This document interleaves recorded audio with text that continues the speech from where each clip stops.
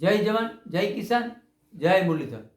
હવે મિત્રો આજે આપણે વાત કરવાની છે પ્રી મોન્સૂન એક્ટિવિટી અને નૈઋત્યનું ચોમાસું ક્યારે ગુજરાતમાં પહોંચશે। તો કાલે 20 તારીખની અંદર ક્યાંક સીમિત વિસ્તાર પૂરતા ઝાપટા પડ્યા અને આજે 21 તારીખ છે।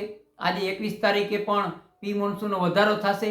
એમાં ખાસ જૂનાગઢ, અમરેલી અને સોમનાથ અને વેરાવળના અમુક વિસ્તાર એકલ દુકલ સેન્ટર હોય મિત્રો, બધે ના હોય, જેને નામ લીધા એના અમુક ગામ પંથક હોય, અમુક તાલુકા હોય, તેમાં આજે પ્રી મોન્સૂન એક્ટિવિટી થાય તેવી શક્યતા છે।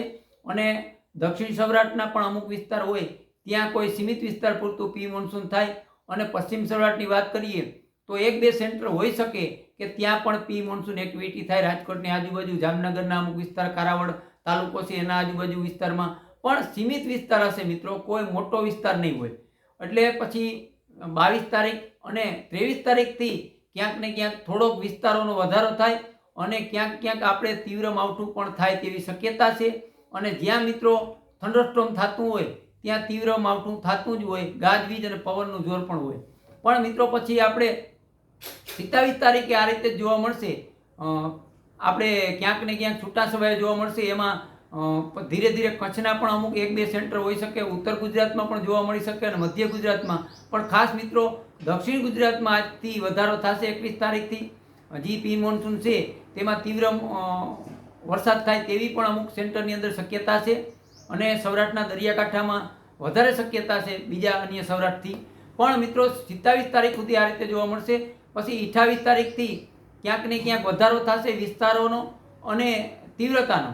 પછી 2 દિવસ પછી એક આપણે 30 તારીખ એવી હોય કે તેથી એક દિવસ મોરું પણ રહીએ, પણ 31 તારીખ હશે 31 મેથી ક્યાંક ને ક્યાંક આપણે કદાચ અરબી સમુદ્રની અંદર સિસ્ટમ બને, એની સિસ્ટમનો સીધો અસર થાય કે એવું પણ બની શકે કે સિસ્ટમ નજીક આવે ત્યારે 31 તારીખ રાતેથી 31 મે રાતેથી 1 જૂન અને 12 જૂન સુધીમાં સૌરાષ્ટ્રના લગભગ વિસ્તારોમાં વાવણી જેવો વરસાદ થઈ જશે। અને આની શરૂઆત 31 મેથી જ થાય વાવણી જેવા વરસાદની। અને જેમ દિવસો પ્રસાર કરશું, તારીખો પ્રસાર કરશું, તેમ તેમ વિસ્તારો વધતા જશે। 1 જૂન, 2 જૂન, 3 જૂન, 4, 5, 6 જૂન એમાં મારા અંદાજ પ્રમાણે સૌરાષ્ટ્રના દરિયાકાંઠા વિસ્તારના ઘણા વિસ્તારો હશે તેમાં વાવણી થઈ જશે। પછી 12 થી 15 જૂનમાં લગભગ સૌરાષ્ટ્રના વિસ્તાર કોઈ બાકી નહીં રહે, બધે વાવણી થઈ જાય। સાથે સાથે કચ્છના પણ ઘણા વિસ્તાર હશે તેમાં વાવણી થઈ જશે। મધ્ય ગુજરાત, દક્ષિણ ગુજરાત અને ઉત્તર ગુજરાતના પણ ઘણા વિસ્તારોમાં વાવણી થઈ જાય એવી શક્યતા છે મિત્રો। 1 જૂનથી 21-22 જૂન સુધીમાં જે મેં તમને નામ આપ્યું એ વિસ્તારોમાં તમામ વિસ્તારોમાં વાવણી થઈ જશે। પછી વાવણીથી જે વંચિત રહી જશે એને જુલાઈ મહિનાની અંદર 3 જુલાઈથી જે રાઉન્ડ ચાલુ થશે એ રાઉન્ડની અંદર 10 જુલાઈ સુધીમાં તમામ વિસ્તારો, ઓલ ગુજરાત, સૌરાષ્ટ્ર, કચ્છના વિસ્તારો કોઈ વાવણીથી વંચિત નહીં રહે। એટલે આ મારા અંદાજ પ્રમાણે જૂન મહિનાની અંદર 2-3 ટપ્પે 1 જૂનથી 21 જૂનની અંદર વાવણી છે અને જુલાઈની અંદર પણ મારા અંદાજ પ્રમાણે 3 જુલાઈથી 10 જુલાઈની અંદર વાવણી થઈ જશે। એટલે આ મિત્રો આપણે એક માહિતી અગાઉથી તમને મારા ચેનલ અંદર આપેલી હતી પણ આજે આપણે રિપીટ કરીએ।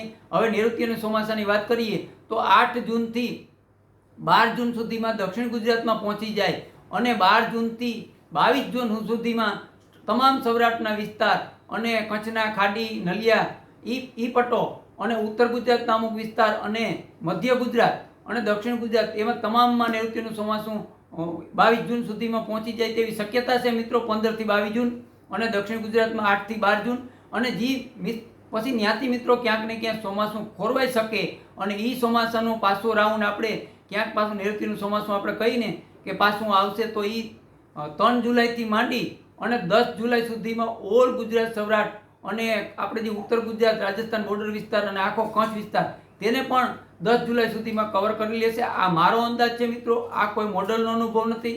હું દેશી અનુમાનમાં આ રીતે તાણ કાઢતો હું એ રીતે તમને માહિતી આપું અને આવનારા દિવસોની અંદર કાંઈ પણ ફેરફાર લાગશે તો હું વિડીયો બનાવી તમને માહિતી આપી। જય જવાન, જય કિસાન, જય મુરલીધર।